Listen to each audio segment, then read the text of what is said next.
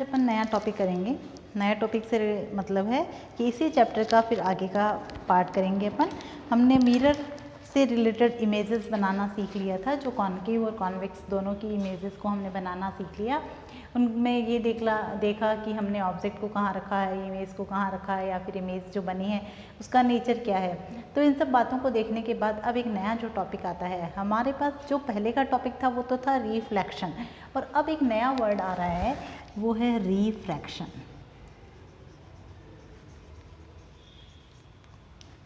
ठीक है, अब वहाँ पे क्या सीखा, पहले कंपेयर करते हुए चलते हैं कि हमने ये कहा कि कोई भी इंसिडेंट लाइट आ रही है, इंसिडेंट लाइट किसी भी सरफेस के ऊपर लाए होती है, उसके बाद में क्या होगा, वो अब उसी साइड में रिफ्लेक्ट हो जाएगी। ठीक है, इंसिडेंट लाइट आने के बाद किसी सतह पर गिरने के बाद उसी साइड में जब वो रिफ्लेक्ट हो जाती है तब हम इसे क्या बोल देते हैं, रिफ्लेक्शन बोल देते हैं। ये तो क्या था, फ्लैक्शन था। इंसिडेंट लाइट यहाँ भी आ रही थी और रिफ्रैक्टिंग लाइट यहाँ भी जा रही थी। अब जो रिफ्रैक्शन पढ़ना है उसमें क्या करना होगा, हमें मीडियम दो लेने हैं। दो मीडियम हो जाएंगे, एक मीडियम फर्स्ट ले लेंगे हम और दूसरा हो गया अपने पास में मीडियम सेकंड। इन दोनों ही मीडियम का क्या रोल होता है कि जब कभी भी आपके पास इंसिडेंट लाइट आती है, ये आपके पास आई है, यानी कि इंसिडेंट लाइट की जिसकी हम बात कर रहे हैं, वो इंसिडेंट लाइट क्या होता है कि रिफ्लेक्शन के बाद में, या फिर हम ये कह देते हैं कि ये लाइट बेंड हो जाती है। ठीक है, ये एक फिनोमिना है, ये एक लक्षण होता है कि ये टर्न हो जाती है, मुड़ जाती है, बेंड हो जाती है। ये फिनोमिना होता है बेंडिंग का। ठीक है, बेंडिंग कैसे होगी, आपकी ये सरफेस आपने ले रखी है, यानी कि कोई एक मीडियम ले रखा है, इनके बीच में आपने क्या किया, एक नॉर्मल को खींच दिया। अब ये लाइट क्या होगी, सेकंड मीडियम में जाएगी, तो जाना तो इसको कैसे चाहिए था, इसको सीधा जाना चाहिए था, लेकिन ये या तो नॉर्मल के टूवर्ड बेंड कर जाती है या नॉर्मल से अवे बेंड कर जाती है। वापस समझो क्या बात है कि रिफ्रैक्शन में हमने ये बताया है कि यहाँ हमेशा दो मीडियम होते हैं, एक आपके पास डेंसर मीडियम होगा, एक रेयर मीडियम होगा। मीडियम के दो नाम बताए मैंने आपको, एक है आपका डेंसर और दूसरा है रेयर। डेंसर और रेयर में क्या फ़र्क होता है, डेंसर मीडियम का मतलब होता है जहाँ पार्टिकल्स जो होते हैं वो बहुत पास पास होते हैं, तो हमने ये कह दिया वो कैसा होता है, डेंसर होता है। पार्टिकल्स नियर बाय होते हैं, नियर बाय यानी कि पास पास। और रेयर मीडियम में क्या होगा, पार्टिकल्स अवे होंगे, दूर दूर होंगे। जब पार्टिकल्स की जो ये इस तरीके से रहता है, ठीक है, जैसे एयर होगी, इसमें पार्टिकल्स दूर दूर रहेंगे। डेंसर में क्या होगा, पार्टिकल्स जो होते हैं वो बहुत एक दूसरे के पास पास रहते हैं। तो यहाँ हम बात करेंगे तो सॉलिड जो होगा वो सबसे ज़्यादा डेंसर होगा, उसके बाद लिक्विड होगा और उसके बाद में गैस होगा। तो इस तरीके से इनका अरेंजमेंट रहता है। तो डेंसर मीडियम और रेयर मीडियम का इनमें मीडियम में फ़र्क पड़ता है। जब हमने कोई भी इंसिडेंट लाइट को भेजा है तो इंसिडेंट लाइट क्या करेगी, दूसरे मीडियम में जाने पर ये नॉर्मल के टूवर्ड या फिर नॉर्मल से अवे बेंड हो जाएगी। अब नॉर्मल के टूवर्ड बेंड कब होती है और नॉर्मल से अवे बेंड कब होती है, इस बात को समझना है। आपको ये बात तो समझ में आ गई कि एक मीडियम डेंसर होगा, एक मीडियम रेयर होगा। तो जब कभी भी डेंसर मीडियम की ओर लाइट आएगी, मान लो कि आपके पास नीचे कैसा है, डेंसर मीडियम है, डेंसर को डी से डिनोट किया मैंने। मान लो कि आपके पास डेंसर मीडियम है, तो फिर इंसिडेंट लाइट जो हो रही है, यानी कि जो इंसिडेंट लाइट गिर रही है इस पे सरफेस पे, ये नॉर्मल के टूवर्ड बेंड हो जाएगी, नॉर्मल के टूवर्ड हो जाएगी। इसका मतलब क्या हुआ, नॉर्मल की तरफ मुड़ जाएगी। लेकिन अगर यही अपोज होता, यहाँ पर क्या होता, डी की जगह मैं आर लिख देती हूँ, यानी कि कैसा मीडियम हो गया, रेयर मीडियम हो गया। तो जैसे ही ये रेयर मीडियम होगा तो फिर क्या होगा, जो लाइट आ रही है वो लाइट अब नॉर्मल से अवे बेंड हो जाएगी, यानी कि नॉर्मल से दूर बेंड हो जाएगी। तो इस तरीके का जो बेंडिंग का फिनोमिना होता है, लाइट के बेंडिंग का जो फिनोमिना है, इसी बात को हम क्या कहते हैं, रिफ्रैक्शन कहते हैं। रिलेटेड वर्ड्स आपको समझ में आ गए ना। अब बहुत अच्छे से ये पूरा ही समझ में आ जाएगा। तो इसको ही एक बार पूरी तरीके से समझ लेते हैं अपन। ये आपके पास कोई भी एक सरफेस हो गया, इस सरफेस पे आपने इंसिडेंट लाइट को भेजा, ये है आपकी आई। अब यहाँ पर आपने एक नॉर्मल खींच रखा है और इस नॉर्मल के या तो पास चली जाएगी ये लाइट, जो मैंने सीधी डॉटेड से दिखा रखी है, यानी कि ऐसी जानी चाहिए थी, भाई ठीक है लाइट आ रही है, वो स्ट्रेट लाइन में जाती है तो हमने इसको स्ट्रेट लाइन में शो कर दिया। लेकिन यहाँ पर ये कंडीशन कब होगी, जब नीचे तो क्या होगा, डेंसर होगा और ऊपर क्या होगा, रेयर होगा। अब सेकंड पोजीशन यहाँ पर मैंने बना रखी है कि मान लो कि ये आपके पास इंसिडेंट लाइट आई और ये इंसिडेंट लाइट यहाँ पर जानी तो ये सीधी चाहिए थी, पर ये क्या हुआ, मुड़ गई। ये किस कंडीशन में होता है, ये होता है आपका जब नीचे की ओर रेयर मीडियम हो गया और ऊपर यहाँ क्या हो जाएगा, डेंसर मीडियम हो गया।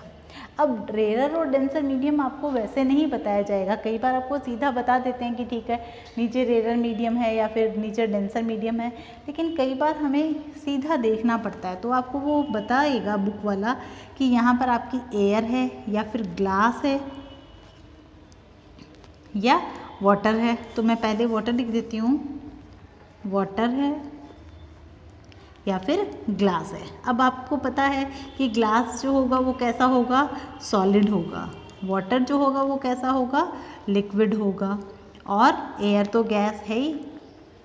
अब आपको ये बात भी दी जा सकती है कि यहाँ पर आपके पास दे दे एयर और यहाँ पर आपके पास दे दे वाटर, तो फिर क्या हो गया, नीचे यहाँ पर आपके पास डेंसर वाटर हो गया है और ऊपर एयर हो गया है। अब की बार सेकंड पोजीशन में मान लो कि इस तरीके से ना देकर क्या दे देगा, ऊपर तो दे देता है आपके पास वाटर और नीचे आपके पास दिया हुआ हो ग्लास, तो भी वही बात है, क्योंकि ये जो है अब ग्लास के रेस्पेक्ट की बात करते हैं तो वाटर क्या हो जाएगा, रेयर हो जाएगा, और ग्लास जो होगा वो कैसा हो जाएगा, डेंसर हो जाएगा। तो इतनी बात समझ में आ गई। वहाँ भी हम सेम इसी रूल को फॉलो कर लेंगे कि कौन सा मीडियम है और किस तरीके से इंसिडेंट लाइट आएगी और वापस इंसिडेंट लाइट किस तरीके से बैंड होती है। सेम जहाँ की हमने रिफ्लेक्शन के लिए 2 लॉज पढ़े थे, ये भी 2 लॉज यहाँ भी फॉलो होंगे।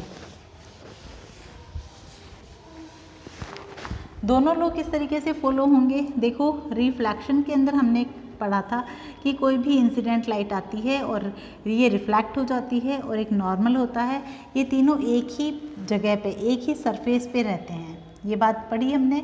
अब हम रिफ्रैक्शन के अंदर हम क्या पढ़ेंगे कि आपके पास इंसिडेंट लाइट आएगी और वो यहाँ नॉर्मल होगा और इधर आएगी, इसका मतलब इन तीनों का पाथ तो क्या होगा, सेम होगा, तीनों का सरफेस तो कैसा होना चाहिए, सेम होना चाहिए। तो हम कहेंगे कि इंसिडेंट लाइट, रिफ्रैक्टेड लाइट और नॉर्मल तीनों सेम प्लेन पर होने चाहिए। तो पहला रूल तो जो वहाँ सेम प्लेन था वही सेम प्लेन यहाँ आ जाएगा।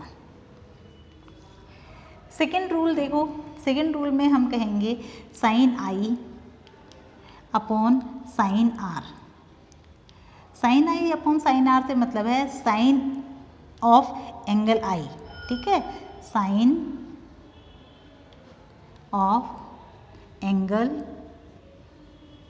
आई upon sine of angle r, यानी कि रिफ्लेक्टेड और इंसिडेंट इन दोनों के ही जब साइन को अपन क्या करेंगे, कंपेयर करेंगे तो अपने पास एक कांस्टेंट मिलता है, ठीक है। ये दोनों रूल हो गए अपने पास में रिफ्रैक्शन के। अब रिफ्रैक्शन को पढ़ने के बाद में देखो इसके कुछ स्पेशल फिनोमिनाज होते हैं, इनको हम समझने के लिए कुछ चीज़ों को समझते हैं। मान लो कि आपके पास ये गिलास है एक पानी का और इस पानी के गिलास में कुछ जगह तक पानी भर रखा है आपने, यानी थोड़ा आपने पानी भर रखा है। इस पानी भरे हुए गिलास के अंदर पानी के लेवल को मैं केवल इसी चीज़ से दिखा देती हूँ कि ये आपका पानी का लेवल है और ये आपके गिलास की हाइट है, ये पानी भरा हुआ। अब आपने क्या किया, यहाँ पर जैसे ही आपने इस पेंसिल को डिप किया तो आपको पेंसिल क्या होगी, थोड़ी सी बैंड होती हुई दिखाई देगी। होता है ऐसा, ये पेंसिल थी, ठीक है।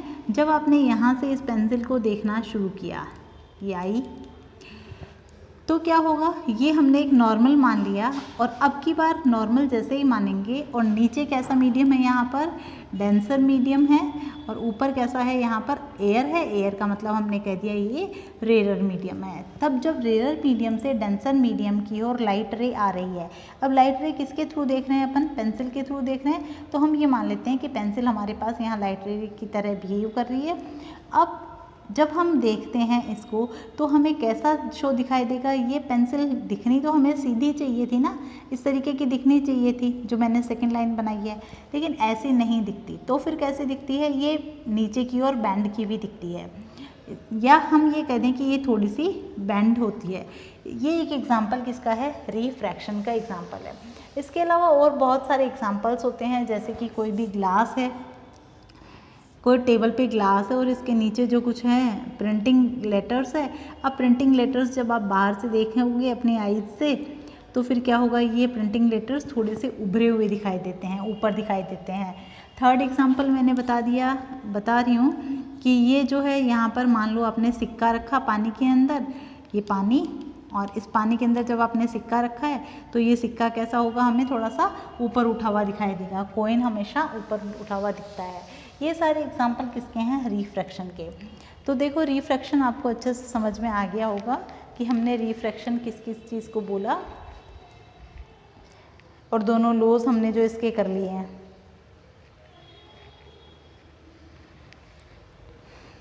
वापस समझ लो एक बार सारा का सारा, थोड़ा सा अलग टॉपिक है। तो रिफ्रैक्शन जो होता है एक फिनोमेना होता है लाइट के बेंडिंग का। लाइट की बेंडिंग जो होती है, एक मीडियम से दूसरे मीडियम में जाने पर लाइट बेंड हो जाती है। बेंड अकॉर्डिंग होती है कि मीडियम कौन सा है। अगर आपके पास डेंसर मीडियम है तो ये नॉर्मल की तरफ बेंड हो जाएगी, अगर ये रेयर मीडियम है तो नॉर्मल से दूर बेंड हो जाएगी। जिस तरीके से हमने रिफ्लेक्शन के दो लॉज पढ़े, उसी तरीके से हमें रिफ्रैक्शन के भी दो लॉज पढ़ने हैं। पहला लॉ यही कहता है, रिफ्लेक्शन की बात कर रही हूँ मैं पहले, वहाँ पहला लॉ ये कह रहा था कि हम नॉर्मल को, इंसिडेंट रे को और रिफ्लेक्टेड रे को, तीनों को ही सेम प्लेन पे रखेंगे। यहीं पर भी वही बात है कि हम तीनों को कहाँ रखेंगे, एक सेम प्लेन पे रखेंगे। सेकेंड लॉ वहाँ हमने ये बताया था कि एंगल आई बराबर होता है हमेशा एंगल आर के, और यहाँ पर हम कह देंगे साइन आई जो है, sine i upon sine r जो होगा वो हमारे पास रिफ्रैक्टिव इंडेक्स होगा, जो एक कांस्टेंट है। इसे हम उससे ही रिप्रेजेंट करते हैं, कांस्टेंट वैल्यू से रिप्रेजेंट करते हैं। कांस्टेंट वैल्यूज सबकी अलग अलग होगी, जो हम आगे पढ़ते जाएंगे तो हमें ध्यान रखने की बात होगी। ठीक है, कई बार क्वेश्चन न्यूमेरिकल में दी हुई होती है और कई बार न्यूमेरिकल में नहीं दी हुई होती है, तो हम उसको थोड़ा सा लर्न करके आराम से कर सकते हैं। रिफ्रैक्शन समझ में आया, इसके लॉज समझ में आए। अब बात आती है कि इसके यूजेस क्या हैं, हम इसको किस तरीके से समझ सकते हैं। वहाँ हमने समझ लिया था कि किस तरीके से वो ऑब्जेक्ट जो है उसका कलर शो होता है। यहाँ हम समझेंगे कि मान लो कि कोई कांच का गिलास है, इस कांच के गिलास में आपने कोई एक कॉइन डाल दिया। अब ये कॉइन क्या होगा, हम बाहर से जब देखेंगे तो थोड़ा सा ऊंचा उठा हुआ दिखाई देगा। अपन ये मानते हैं कि कोई टेबल है, उस टेबल के ऊपर आपने ग्लास लगा दिया तो उस ग्लास से जो बाहर अक्षर दिखाई देंगे, यानी कि आप जब ग्लास के ऊपर से अक्षर को पढ़ना शुरू करेंगे तो वो अक्षर थोड़े से बड़े और अच्छे से दिखाई देंगे। इसका कारण भी रिफ्लेक्शन है। पेंसिल अगर हमने किसी भी ग्लास के अंदर डाल दी है तो वो थोड़ी सी बैंड की भी दिखाई देगी, उसका भी यही रीज़न है। हम किसी कोल्ड ड्रिंक की बॉटल के अंदर जब स्ट्रो के थ्रू कोल्ड ड्रिंक इंटैक करते हैं, जब कोल्ड ड्रिंक हम पीते हैं तब क्या होगा, हमें हमारी स्ट्रो बैंड दिखाई देगी। जूस के गिलास में स्ट्रो डाल दिया तो बैंड होती हुई दिखाई देगी। इस तरीके के जो बैंडिंग के और जिस तरीके से उभरे हुए अक्षर को देखने के सारे एग्जाम्पल्स हैं, ये सारे एग्जाम्पल्स रिलेटेड होते हैं किससे, रिफ्रैक्शन से रिलेटेड होते हैं। अब रिफ्रैक्शन के रिलेशन के बाद में हमें इस चैप्टर में आगे पढ़ना होगा लेंस। लेंस को बनाने से पहले हमें 2-3 वर्ड्स जो हमने वहाँ रिफ्लेक्शन में पढ़े थे वही हमें यहाँ पढ़ने हैं।